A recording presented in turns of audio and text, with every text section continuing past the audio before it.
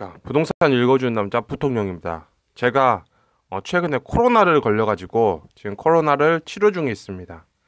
그래서 원래 영상을 그래도 일주일에 한 개씩은 올렸는데 최근에 못 올린 이유는 코로나에 걸려서 만사가 귀찮아서 안 했다 정도로 보시면 될 것 같아요. 근데 이렇게 영상을 또 이렇게 또 찍어서 올리려니까, 또 부동산 관련된 영상을 또 찍어 올리려니까 자료를 여기다 갖다 붙이고 어찌고 저찌고 하면 너무 귀찮을 것 같아서 그냥 이 영상은 그냥 올리는 거예요. 왜냐면 주마다 한 편씩은 올렸기 때문에. 그래서 막 자료 안 찾고 그냥 글로 적으면서 얘기를 할게요. 제가 항상 했던 얘기랑 다를 건 없어요. 항상 제가 부동산에 설명해 드리면서 했던 얘기인데 그걸 그냥 복습하는 거예요. 무엇이냐면 첫 번째 금리에 대해 얘기해 줄게요. 금리. 이 금리에 대해서는 여러분들이 이제 이런 거죠. 금리 상승에 대해서 지금 금리가 상승하고 있어서 이게 부동산 시장에 어떤 영향을 미칠 것이냐라는 거겠죠. 그런데 금리는 그렇게 중요한 원인이 아니에요. 중요한 원인이 아니다. 중요한 변수 자체는 아니에요. 기본적으로. 왜냐하면 많은 사람들이 금리를 가지고 얘기했을 때 금리가 상승 시기 때 부동산이 떨어졌냐 이런 얘기를 하는 사람도 있어요. 금리가 상승하고 있을 때 부동산이 그렇게 나쁘지 않았다 이런 얘기를 하는 사람도 있죠. 그런데 그 이유가 무엇이냐면 금리를 상승하는 시기가 어떤 시기냐면 대부분이 다 이런 시기였어요. 금리 상승할 때가 언제냐면 대한민국의 경제가 한 단계 성장했을 때예요. 한 단계. 그러니까 2만 달러가 3만 달러 됐을 때, 1만 달러가 2만 달러 됐을 때, 이때 바로 이 시기 때, 이런 시기 때에 금리 인상한 거예요. 이때 시기 때 금리 인상을 한 거예요. 한마디로 해서 대한민국 경제가 성장했다. 그러면 가계소득이 증가했다. 소득이 증가하고 나서 가계소득이 증가한 거예요. 가계소득이 증가했는데 부동산의 가격은 어떻게 돼 있다? 가격은 정체돼 있는 거죠. 정체돼 있어요. 그 시간 동안 정체돼 있었던 거죠. 그랬는데 가계소득은 증가하고 있었어요. 그리고 나서 어느 정도 경제가 올라간 다음에 어떻게 하냐면 금리를 상승시켜요. 왜? 경제가 좋아졌다 하면서 금리를 상승시키는 거예요. 경제가 좋아졌기 때문에 금리를 상승한다는 거죠. 그럼 사람들은 어디에 반응하냐면 낮아지는 거죠. 부동산 가격이 정체되어 있는 가격에서 이 가계소득이 증가되어 있는 바로 이 지점에서 금리를 상승한다면 이건 경제가 좋아졌다라고 생각하면서 우리는 이제 자산 가치를 올려도 되겠다라고 생각하는 거예요. 그러다 보니까 금리 상승은 자산 가치 좋았냐 나빴냐면 많은 경우 좋았어요. 많은 경우 좋은 거예요. 왜냐하면 가격이 그 전에 이런 패턴을 보여준 거죠. 금리를 상승시킨 거죠. 금리를 상승시키고 그러면 어느 정도 이 금리에 짓눌린 거죠. 금리에 짓눌리고 있다가 경제 위기가 발생하는 거고, 그리고 나서 금리를 다시 내려주는 거죠. 금리를 내려주면서 동시에 자산 가치가 이 자산이란 가치가 아래로 내려와요. 하방으로 내려와요. 조정을 받는 거죠. 조정을 받고 나서 그런데 이렇게 쭉 흘러가면서 시간이 이렇게 쭉 흘러가는 거죠. 이 조정받은 자체로 자산 가치가 쭉 흘러가고 있다가 가계소득이란 놈은 이 기간 동안 GDP가 상승하면서 가계소득은 증가하게 돼요. 그런데 자산 가치는 그대로 있는 거죠. 그러면 정부 정책은 이 가계소득의 증가를 보면서 금리 상승을 시켜야 되겠다고 생각하는 거예요. 그러면 그때 금리 상승을 해준다면 그때부터 시작해서 자산 가치가 막 올라가기 시작하는 거예요. 그런 거예요. 그래서 어느 정도 가계가 어느 정도 GDP가 모였다고 생각하면 그때부터 노조들이 들고 일어나요. 노조 투쟁이 일어나는 거죠. 노조 투쟁이 일어나면서 노조랑 함께하는 정당이죠. 그 정당이 힘을 얻게 돼요. 힘을 얻게 되면서 한마디로 이럴 때는 우리는 보수다, 좌파다, 보수다 아니면 진보다 할까요? 그러면 진보라고 말하는 좌파가 득세하게 돼 있어요. 이때부터는. 그러면서 GDP 올라간 게 가계소득으로 치환되는 거죠. 이때 가계소득으로 치환되고 그러면서 금리가 상승되면서 동시에 가계소득으로 들어갔던 것들이 자산가치 상승으로 올라가는 거예요. 그래서 지금 우리가 이렇게 볼게요. 대한민국이 있는데 서울 아파트의 평균 가격이 광명이라든지 광명이라든지 아니면 안양이라든지 여기에 신축 가격 있죠. 신축 가격. 여기 지금 분양하는 가격과 서울의 역세권 아파트의 어떤 평균 가격이 같아져요. 그러면 여기는 신축 가격이고 여기는 한 15년 차 된 아파트고 한 거죠. 그러면 사람들은 이런 결정을 하게 돼 있어요. 어떤 결정을 하게 됐냐면 서울 안에서 신축에 전세로 들어갈 것인가 그런 거겠죠. 왜냐하면 평균 가격이 같으니까 오래된 구축 평균 가격이 같다는 건 무엇이냐면 서울에서 좀 좋은 아파트, 최근 아파트들의 어떤 전세 가격이 광명이 안양이 어떤 신축 아파트 가격과 같아진다는 거잖아요. 그렇게 볼 수 있겠죠. 서울 아파트 평균 가격이 있고 전세 가격이 있다니까. 그러면 어떤 결정을 하냐면 나는 그냥 전세로 들어가 살아야지 이런 생각을 하는 사람도 있을 거고 아니면 나는 수도권이니까 서울의 외곽편에도 아파트를 사야지 할 거예요. 그리고 나서 대한민국의 GDP가 올라가 버린다면 그 다음에 어떤 일이 일어나는지 여러분 너무 잘 알잖아요. 너는 전세로 들어가 살았잖아 한 거예요. 나는 서울 외곽편이라도 나는 내 집 마련을 했어 한 거예요. 그럼 얘는 갑자기 난 거지가 된 거예요. 난 갑자기 급 거지 돼버렸네 한 거예요. 자고 일어났다가 거지가 돼버린 거예요. 그 다음 이 사람은 내 집 장만했는데 내 집이 2배 올라버린 거예요. 그러니까 이 사람은 전세가 6억이었고 이 사람은 6억이었는데 이 아파트가 12억이 돼버린 거고 이 사람은 그대로 6억인데 나는 이제 전세금을 8억으로 막 올려줘야 되는 그런 상황이 일어난 거예요. 지금 여러분들이 그런 상황을 본 거잖아요. 그런 상황을 본 거죠. 그런데 이때 이제 이런 거죠. 금리 인상이 있어요. 금리 인상이 딱 된다면 모든 자산 가치가 굉장히 높아져 있는 거죠. 전국이 다 올라와 있는 상황이에요. 기본적으로. 그래서 서울에 있는 사람들도 마찬가지. 서울에 있는 사람도 결국은 내 집을 팔고 다른 집으로 이사 가려면 그 집도 올라 있는 거예요. 그러니까 한마디로 해서 내 집만 올라와 있는 상황에서 난 이걸 팔고 다른 집으로 이사했을 경우 나는 수익이 남는다 이런다면 상관이 없는데 그런 게 아닌 거예요. 지금 전부 다 올라 있는 거죠. 전부 다 올라 있는 상황인 거예요. 그럼 이 높은 자산 가격이 지금 어떻게 되냐면 이 높은 자산 가격 때문에 금리 인상을 했을 때 이게 타격을 받을 수밖에 없어요. 높은 자산 가격이 타격을 받을 수밖에 없다는 거예요. 왜냐하면 자산 가격이 높다는 게 문제인 거예요. 그러니까 지금 서울 아파트 가격이 지금 가격에 50% 빠졌다고 생각해보자고요. 그래서 서울 아파트 평균 가격을 내보면 그냥 강남 포함 다 평균 가격을 해보니까 안양에 지금 분양해주는 아파트 가격하고 똑같다고 한다면 지금 안양에 분양해주는 아파트가 똑같아요. 우리가 지금 하락을 맞았다고 할게요. 하락을 50% 맞은 상황에서 대한민국이 금리를 인상하겠다 한다면 사람들은 어떻게 반응할까요? 이거는 경제가 회복됐다고 반응을 해요. 놀랍게도 자산 가치가 낮을 때 금리 인상은 경제 회복으로 사람들이 느끼는 거고 자산 가치가 높을 때 금리의 인상은 무엇이냐면 가격 조정으로 보는 거죠. 가격이 이제 조정될 거라고 사람이 느끼는 거예요. 이걸 굉장히 심각하게 받아들이는 거죠. 경제가 굉장히 안 좋아지겠다라고 받아들이는 거예요.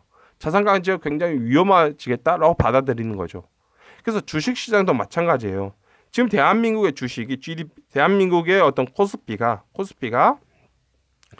1,800포인트 정도를 가 있다 하는 거예요. 그리고 앞으로 한국은행에서 금리를 기준금리를 7%까지 올리겠다라고 말해요. 그러면 여러분들이 지금 금리가 1.5%, 7%, 4배를 더 올리겠다고 한다면 여러분들은 그럼 코스피가 그러면 이제 4배 하니까 코스피가 300포인트로 떨어질까?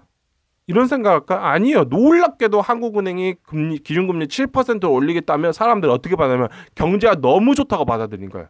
경제가 너무 좋아서 금리를 안 올릴 수밖에 없구나. 그러면 지금의 코스피는 3,500포인트로 갈 수밖에 없다라고 사람들은 판단하는 거예요.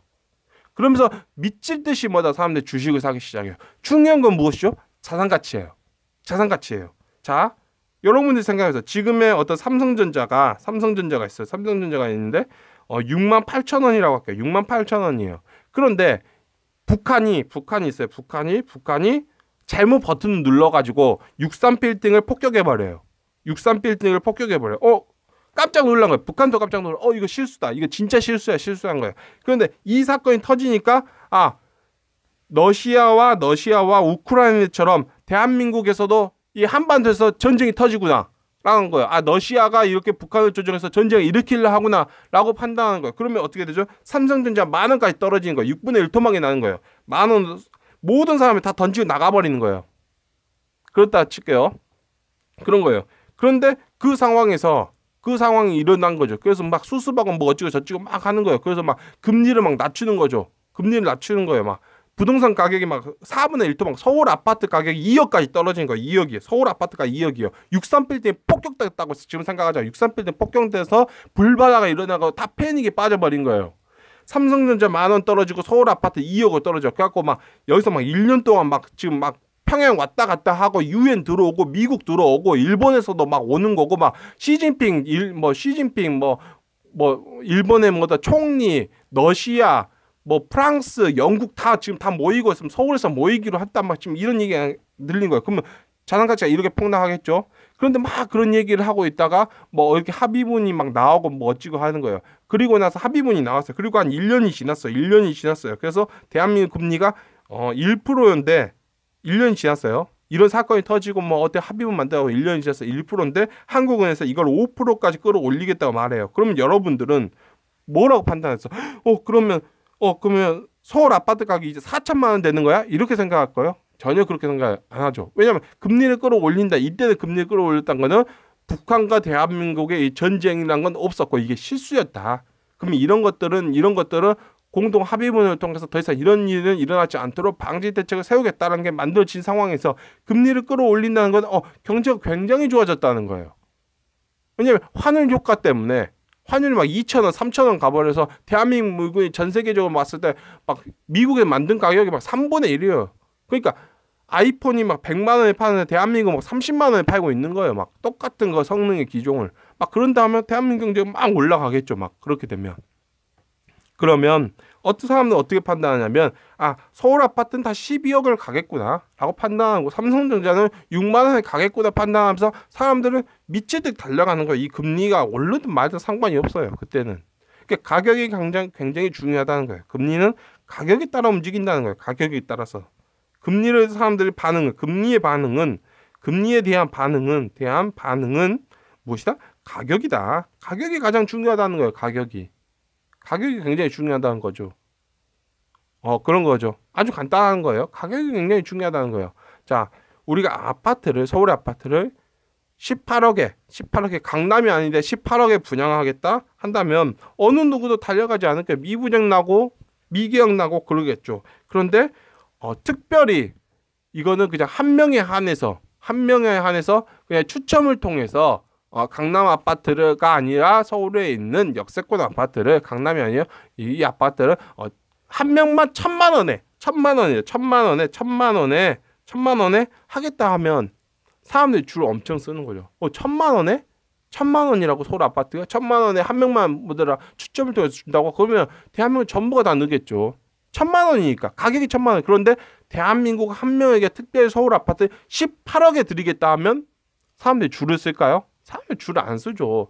아유 그걸 왜 해? 우리가 그걸 왜 해? 아니 안 해. 난 안 해. 여러분도 할 거잖아요. 그렇게 말한다는 거예요. 중요한 건 가격이라는 거죠. 그 대한민국 금리가 있죠. 대한민국 100%예요. 100%. 그리고 대출 금리는 150%예요. 라고 하면 18억 주고 여러분들 들어가면 1년 후에 18억을 다시 내야 돼요. 그러겠죠. 그런데 서울 아파트 1,000만 원이라고 할게요. 1,000만 원에 한 명에게 준다면 금리가 200%든 300%든 400%든 1,000%든 내가 지금 1,000만 원을 대출 1,000만 원짜리 아파트 사고 1년 후에 대출 받은 거에 1억 1,000을 내야 된다 해도 사람들은 서울 아파트를 살 거예요. 왜? 가격 때문에. 가격 때문이라는 거예요. 금리보다 가격 때문이다. 그리고 또 요즘 부동산 유튜버들이 또 하고 있는 얘기가 워낙 요즘 폭락론 얘기하는 사람들이 많아가지고 어차피 제 얘기를 들어도 어차피 똑같은 얘기일 거예요. 기본적으로. 그리고 또 무슨 얘기를 해야 될까? 또 무슨 얘기? 금리 관련된 이야기가 좀 가장 많은 것 같고 윤석열 정부에 대한 뭐 이런 거죠. 윤석열 정부, 뭐 윤석열 정부에 대한 거 있는데 제가 윤석열이 당선되기 전부터 대통령 당선 이후에 이야기를 했죠. 대통령 되기 이후에. 그러면서 제가 제 영상 보시면 알 거예요. 윤석열 대통령 되기 전에 제가 이명박 대통령 사진 걸어놨잖아요. 이명박 대통령 사진 똑같아요, 여러분들. 이명박 대통령 시절 때도 정책이 막 빠르게 막 급하게 막 진행할 수 없잖아요. 노무현 정책 그대로 뭐 어느 정도 시간이 걸려가면서 갔잖아요. 그렇게 막 뭐 해줄 것 같으면서 안 해주고 그러잖아요, 여러분들. 막 미온적이고 막 윤석열 문재인 정부의 뭐 정책이 잘못됐다 하는데 그럼 그걸 반대대로 해야 되는데 그럼 그렇게 반대대로 하냐? 그것도 아니잖아요. 그러니까 이명박 정부 때랑 똑같은 거예요, 지금. 그런 느낌대로 지금 흘러가고 있다고 보시면 되는 거예요, 기본적으로. 예. 그러면 이것도 다 이유가 뭐냐면 가격 때문에 그런 거예요, 가격. 아직 가격이 대한민국 소득 수준에 너무나 쉽게 접근할 수 있는 가격이 아니란 거예요, 지금. 그러니까 미온적인 거예요. 좀 윤석열 정부가 돼도 미온적인 거예요. 왜냐면 가격 때문이에요. 근데 정말 가격이 여기서 50% 폭락하면 박근혜 정부처럼 할 수밖에 없어요. 정말로 하락기를 한번 제대로 맞이하면 어쩔 수 없는 거죠. 그때부터는. 왜? 가격 때문에. 이것도 마찬가지죠. 그래서 윤석열 정부의 어떤 모습은 그냥 이명박 정부의 어떤 모습과 비슷할 수밖에 없어요. 기본적으로. 네, 기본적으로 뭐 달라질 거 없어요. 그 당시 정책 그대로 쓴다니까요, 여러분들. 예. 근데 뭐 그렇게 쓴다고 보시면 되는 거예요. 그것도. 그리고 또 무슨 얘기를 해야 될까? 부동산에 관련돼서. 음. 마땅히 없네요. 기본적으로. 예, 기본적으로 마땅히 뭐 그 얘기가 전부인 것 같고, 여러분들 보실 때 가장 중요한 건 무엇이냐면 지금은 이런 거예요. 우리가 제가 영상을 항상 만들 때 이런 거죠. 거주적 목적으로 보셔야 된다. 지금은. 그래요. 지금은 기본적으로 거주적 목적으로 봐야 되는 시기예요. 네. 이런 거 있죠. 그다음에 폭락. 엄청난 폭락이 일어날 거예요. 폭락에 관련된 건데 많은 사람 착각하고 있는 게 무엇이냐면 지금 이 폭락이란 건 무엇이냐면 여러분들이 항상 이 생각을 갖고 있잖아요. 그러니까 지금 여기 새 아파트에 이게 새 아파트가 있어요. 새 아파트를 이제 앞으로 분양할 거란 거예요. 3년 후에 분양을 할 건데 이 아파트의 가격이 5억이라 할게요. 5억이다라는 거예요. 그럼 여러분은 그 옆에 있는 아파트가 있을 거 아니에요. 그럼 이 아파트는 10년 정도 된 아파트예요. 10년 정도 된 아파트인데 여러분은 이 아파트를 8억이라고 하고 있어요. 서울이라고 할까요? 분양을 한 10억이라고 한다면 여러분은 그 옆에 있는 아파트가 18억이라고 하고 있어요.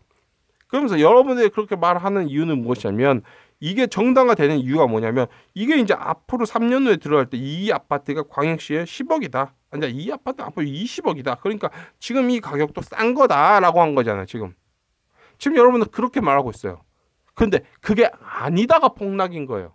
그게 아니다가 지금까지 이게 맞다고 지금 우겨가면서 왔는데 그게 아니다가 폭락인 거죠. 그게 아니다가. 그래서 분양을 받으신 분들은 그냥 새 집에 살려면 그 정도 돈이 필요하다라는 거예요. 기본적으로는 좀 더 고평가된 가격으로 나온 데도 있긴 있어요. 그런데 우리가 그냥 평균적으로 놓고 볼게요. 그냥 굳이 따지지 않는다면 새 아파트를 살려면 새 집을 살려면 그 정도의 돈이 필요하다는 거예요. 근데 문제는 뭐냐면 구축이 여러분들이 말하는 하나 구축이 새 아파트보다 더 희소하다, 더 가치가 있다라고 했던 그런 것들이 무너지는 거예요. 그냥 그런 것들이 무너지는 거죠. 그런 것들이 무너지는 단계에 들어왔다는 거예요. 그러면 대한민국 아파트 계속 이렇게 폭락이냐? 그럼 이제 폭락하는 사람들의 얘기만 들으면 되냐라고 하는데 제가 지금 폭락을 얘기하고 있는 것은 무엇이냐면 대한민국의 경제 성장률이 GDP의 어떤 기준으로 놓고 봤을 때 3만 8천을 넘기지 않았다는 거예요. 지금. 그러니까 지금 저는 3만 8천을 넘기고 3만 9천에 도달할까요? 이렇게 도달하고 있고 대한민국의 아파트는 한 번 정도 하락을 겪겠죠. 그렇게 하락을 겪게 된다면 하락을 겪게 된다면이 아니죠. 하락하는 거예요. 그냥 100% 기정사실을 그렇게 된 그런 상황 속에서라면 아파트 가격은 상승한다는 거예요. 그러니까 대한민국이 여러분들이 말하고 있는 모든 것들 있잖아요. 여러분들이 말하고 있는 미래적 어떤 산업이란 것이죠. 이런 산업이 열매를 맺기 시작하는 거죠. 열매를 맺기 시작하는 거예요. 시작하면 대한민국은 43,000달러 정도로 갈 수밖에 없어요. 왜냐하면 대한민국이 하고 있는 것들이 이런 것들에 대한 부속품을 만들거나 아니면 뭐 원제품을 만들거나 아니면 여기다 브랜드를 붙여서 팔거나 하는 뭐 그런 것들을 안에서 하고 있잖아요. 그러면 대한민국 이렇게 갈 거란 거야. 그러면 현재 우리가 보고 있는 분양가죠. 분양가를 얼마 정도 더 올려냐면 40% 가까이 더 올려야 되는 거예요. 그러면 우리는 모든 게 만족된다는 거예요. 경제가 성장했다, 가계소득이 더 성장했다, 그러면 분양가도 더 올라간다라는 거예요. 그러면 대한민국의 어떤 주식의 어떤 바텐라인도 어떻게 된다? 4,000포인트로 올라가는 거죠. 4,000포인트 올라가는 거죠. 지금 우리가 3,000포인트에서 헤매고 있고 2,000포인트로 내려가고 있고 이 모든 것들이 이제는 한 단계 바텀업이 돼가지고 4,000포인트, 3,000포인트 그 안에서 노는 거죠. 그때부터는. 그런 거겠죠. 제가 지금 코로나 때문에 막 기침이 나올라 하는데 막 참고 이렇게 하고 있어요. 그래서 기본적으로 제가 항상 했던 얘기예요. 그래서 별 달라질 얘기가 없어가지고 굳이 뭐 더 이렇게 얘기할 필요는 없지만 그런 식으로 흘러간다라고 보시면 되는 거예요. 지금은 뭐 그런 식으로 흘러가고 있다. 그래서 지금은 내 집 장만했을 때 거주적 목적으로 보시는 게 맞다라는 거죠. 그 다음에 너무 비싸게 있는 것들은 살 필요가 없어요. 지금 들어간다는 건 굉장히 최악이라는 거죠. 지금 들어간 건 굉장히 최악이다. 그리고 다주택자들은 제가 항상 말하잖아요. 다주택자들은 2020년도에 팔았어요. 2022년도, 2021년도에 2020년, 2021년도에 전부 정리를 했어요. 안 사람들 다 정리했어요. 그러니까 이때 상승론을 펼치면서 부동산 살아야 했던 사람들 있죠. 그 사람들 지금 입장 바꾸면 안 돼요. 절대 그 사람들 입장 바꿔서는 안 돼요. 왜냐하면 이때 들어가신 분들하고 같이 해줘야 되는 거죠. 같이 힘들 때 이겨내주고 해야 되는데 입장 바꾸신 분들 굉장히 많아요, 지금. 그러면 그때 들어간 사람들은 뭐냐면 낙동강 오리알이 돼요. 낙동강 오리알들 돼 있어요. 오리알들. 이게 문제죠. 이게 문제인 거예요, 지금. 그 금리 어떻게 내시려는지 난 모르겠어요. 그 이자 어떻게 내시려고 하는지는 잘 모르겠는데 힘드실 거예요. 기본적으로 힘드실 거다. 다주택자들 이미 정리했죠. 그럼 다주택자들 다시 들어올까요? 절대 안 들어와요. 다주택자들 언제 다시 들어오냐면 지금 가격 50% 처음 맞은 다음에 들어올 거예요, 여러분들. 진짜로 다주택자들 안 들어온다는 거예요. 절대 안 들어와요. 다시 친박이 들어와서 규제 다 풀어줄 때쯤 들어올 걸요, 아마. 그러면 가격 어떻게 돼 있죠? 여러분 이자 내고 가격 하락폭 맞으면 여러분 거의 좀 살기 싫을걸요. 2020년도, 2021년도에 들어오셨던 분들은 아마 살기 힘드실 거예요. 굉장히 특히 2021년도에 들어오신 분은 더 살기 힘들겠죠. 아마 좀 살기 힘들 거예요. 그래서 대부분 헛소리를 하고 있는 거예요. 막 어디에 좀 더 오를 수도 있다. 뭐가 어쩐다. 뭐 쉽게 안 꺾인다. 다 대부분 헛소리죠. 왜냐면 거래가 안 되잖아요. 기본적으로. 그러면서 죽는 거죠. 그러면서 죽는 거예요. 어쩔 수 없어요. 그거는 현실적으로. 그래서 미리 대처하셨던 분들은 이미 다 대처하셨어요. 예, 미리 다 대처하셨죠. 현실적으로 대처하셨던 분은 다 대처하셨고 어쩔 수 없어요. 그거는.